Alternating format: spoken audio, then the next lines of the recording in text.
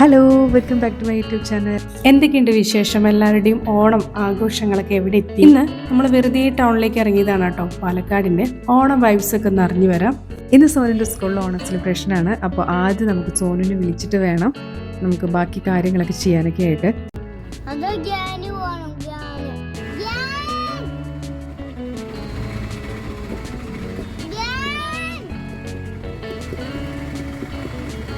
സോനുവിൻ്റെ സ്കൂളിൽ ഇന്ന് ഓണം സെലിബ്രേഷൻ ആയതുകൊണ്ട് തന്നെ കുട്ടികളെയൊക്കെ കാണാൻ നല്ല ഭംഗിയാണ്. പെൺകുട്ടികളൊക്കെ പട്ടുപാവാടയൊക്കെ ഇട്ട് നല്ല ഉടുപ്പൊക്കെ ഇട്ട് നല്ല ഭംഗിയുണ്ടായിരുന്നു. അതുപോലെ ആൺകുട്ടികളൊക്കെ ആണെങ്കിലും കഷ്ടപ്പെട്ട് മുണ്ടൊക്കെ പൊക്കി ഉടുത്ത് നല്ല രസത്തിൽ നടക്കുന്നുണ്ട് കേട്ടോ. ഈ ഓണം സെലിബ്രേഷൻ്റെ സമയത്തൊക്കെ ഏതൊരു ഇൻസ്റ്റിറ്റ്യൂഷനിൽ പോവുകയാണെങ്കിലും നല്ലൊരു വൈബായിരിക്കും. എല്ലാവരും നല്ല കസവും മുണ്ടും അതുപോലെ കസവ് സാരിയും. അതിൽ കുറേ പേർക്ക് മുണ്ട് ഉടുക്കാൻ അറിയാത്തവരുണ്ടാവുക, സാരി നേരെ ഉടുക്കാൻ അറിയാത്തവരുണ്ടാവുക. അവരൊക്കെ ഇന്നത്തെ ഒരു ദിവസത്തിന് വേണ്ടി വളരെ കഷ്ടപ്പെട്ട് ഉടുക്കുന്ന ആ ഒരു കാഴ്ചയെ കാണാനുണ്ടല്ലോ. എന്നിട്ട് ഇങ്ങനെ ബുദ്ധിമുട്ടി ഇങ്ങനെ നടക്കുന്നത് കാണുമല്ലോ. അത് കാണുമ്പോൾ ഞാൻ എൻ്റെ കോളേജ് ലൈഫ് തന്നെ ആലോചിക്കുകയായിരുന്നു കേട്ടോ. സാരി നേരെ ഉടുക്കാൻ അറിയാത്തൊരു കാലത്ത് സാരി ഉടുത്ത് പോയൊരവസ്ഥ. റോഡ് സൈഡിൽ പൂക്കളൊക്കെ നിറയെ വെക്കാൻ വെച്ചിട്ടുണ്ട്. അതുപോലെ തന്നെ ഓരോ എക്സിബിഷനും സ്റ്റാർട്ട് ചെയ്തിട്ടുണ്ട്. നമ്മൾ ആദ്യം പോകുന്നത് കുന്നത്തുറമേടുള്ള കുത്താമ്പുള്ളിയിലാണ്. കഴിഞ്ഞ ഓണം ഫെയർ എക്സിബിഷന് അവിടെ നിന്ന് എനിക്കൊരു ഷർട്ട് ഭയങ്കര ഇഷ്ടമായിട്ടുണ്ടായിരുന്നു. അത് സോനുവിന് എടുത്ത് കൊടുക്കാന്നുള്ളൊരു ഇതിലായിരുന്നു വന്നിട്ടുണ്ടായിരുന്നത്.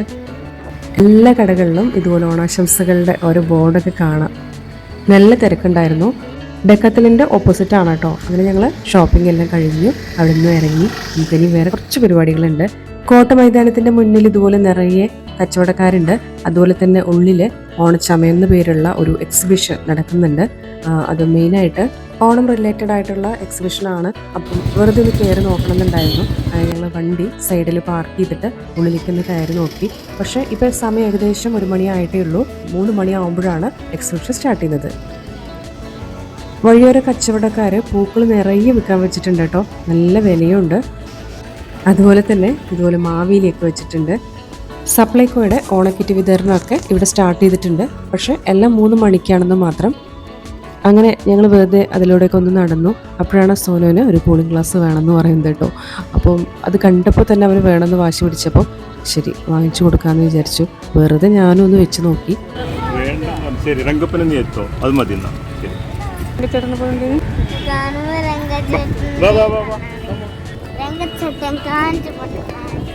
ിവളെ വാങ്ങണമെന്നൊരു ആഗ്രഹമൊക്കെ ഉണ്ടായിരുന്നു കേട്ടോ. വില കേട്ടപ്പോൾ ഞാനത് തൽക്കാലത്തേക്ക് ഉപേക്ഷിച്ചു.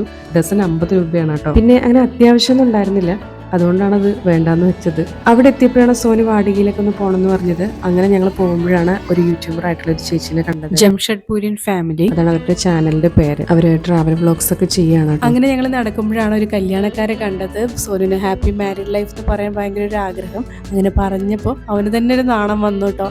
പിന്നെ ഐസ്ക്രീം, പുറത്തിറങ്ങിയ ഐസ്ക്രീം മെയിൻ ആണല്ലോ. അങ്ങനെ ഐസ്ക്രീം ഒക്കെ വാങ്ങിച്ചിട്ടാണ് ഞങ്ങൾ വാടികയിലേക്ക് കയറിയത്. ഇപ്പൊ വാടിക ഒന്നാകെ നവീകരിച്ചിട്ടുണ്ട് കേട്ടോ.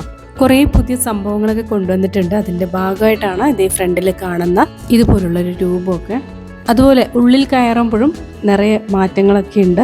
പുതിയ രൂപത്തിലും ഭാവത്തിലൊക്കെയുള്ള പൂച്ചട്ടികൾ, കുട്ടികൾക്ക് കളിക്കാനൊക്കെ ആയിട്ടുള്ള ഉപകരണങ്ങളും, അതുപോലെ വൃത്തിയുടെ കാര്യത്തിലാണെങ്കിൽ കുറേ മെയിൻ്റനൻസ് ഒക്കെ വരുത്തിയിട്ടുണ്ട്. പിന്നെ ഐ ലവ് വാടിക എന്നൊക്കെ പേരിട്ടിട്ടുള്ള ഒരു ഫോട്ടോ സ്പോട്ടൊക്കെ ഇവർ ഉണ്ടാക്കി വെച്ചിട്ടുണ്ട് കേട്ടോ. ഉള്ള വാടികയുടെ കുറച്ച് കാഴ്ചകൾ നമുക്ക് കാണാം.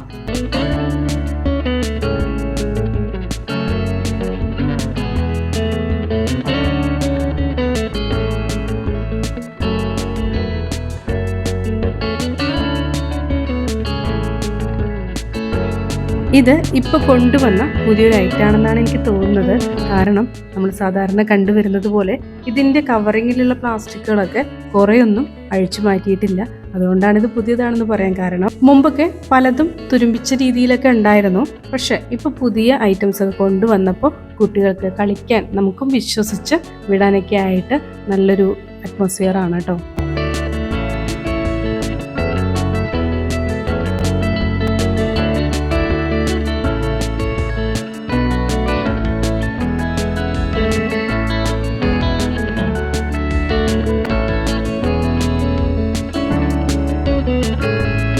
കുട്ടികൾ ഇവിടെ കളിക്കുകയാണെങ്കിൽ നമുക്ക് പാരൻസിന് അല്ലെങ്കിൽ കൂടെ വരുന്നവർക്കൊക്കെ ഇവിടെ കോട്ടയുടെ നല്ല മനോഹരമായിട്ടുള്ള സൗന്ദര്യമൊക്കെ ആസ്വദിച്ചുകൊണ്ട് ഇവിടെ കുറേ നേരം ചെലവഴിക്കാം.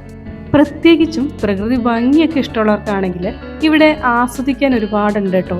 മരങ്ങളും ചെടികളും പൂക്കളും പൂമ്പാറ്റകളും എന്നൊക്കെ പറഞ്ഞിട്ട് ഒരുപാടുണ്ട് കാണാനൊക്കെ ആയിട്ട്. ഇതാണ് ഫോട്ടോ സ്പോട്ട്. ഐ ലവ് വാടിക എന്നൊക്കെ പേരിട്ടിട്ടുള്ള ഒരു സ്പോട്ടാണിത്. ഇപ്പൊ ഇവിടെ വന്നപ്പോൾ കുറച്ചുകൂടി ക്ലീൻ സറൗണ്ടിങ് ആയിട്ടാണ് കേട്ടോ എനിക്ക് ഫീൽ ചെയ്തത്. അതുകൊണ്ട് തന്നെ കുട്ടികൾ ഇവിടെ കളിച്ചുകൊണ്ടിരിക്കുമ്പോൾ കൂടുതൽ നേരം സ്പെൻഡ് ചെയ്താലും മടുക്കില്ലെന്നുള്ളതാണ് വേറൊരു കാര്യം.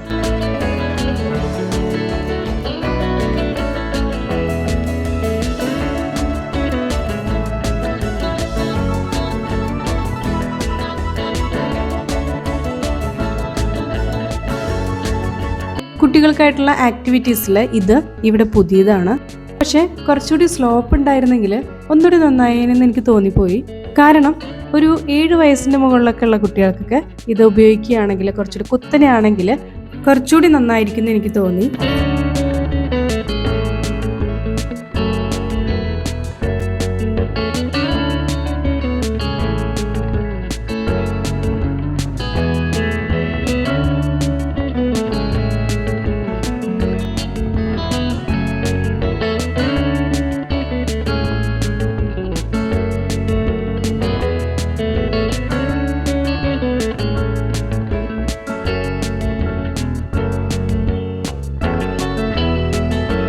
വാടികയ്ക്കുള്ളിലുള്ള ശിലാവാടികയും കാണേണ്ട ഒരു കാഴ്ച തന്നെയാണ്. നിറയെ പൂന്തോട്ടങ്ങളും ഒരുപാട് ശിലാരൂപങ്ങളൊക്കെയുള്ള ഒരു നല്ലൊരു സ്പോട്ടാണ് ശിലാവാടിക.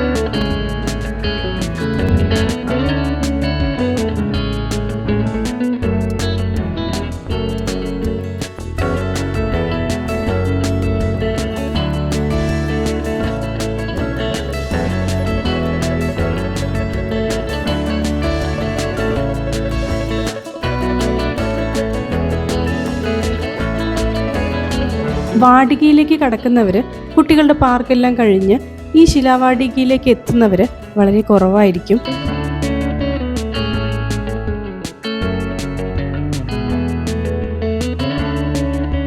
ഇത്രയും വലിയ പാലക്കാടിന്റെ നഗരമധ്യത്തിൽ കുറച്ചു നേരം ശാന്തമായിരിക്കാനൊരിടം, അതുമാത്രമാണ് ഇപ്പു ശിലാവാടിക.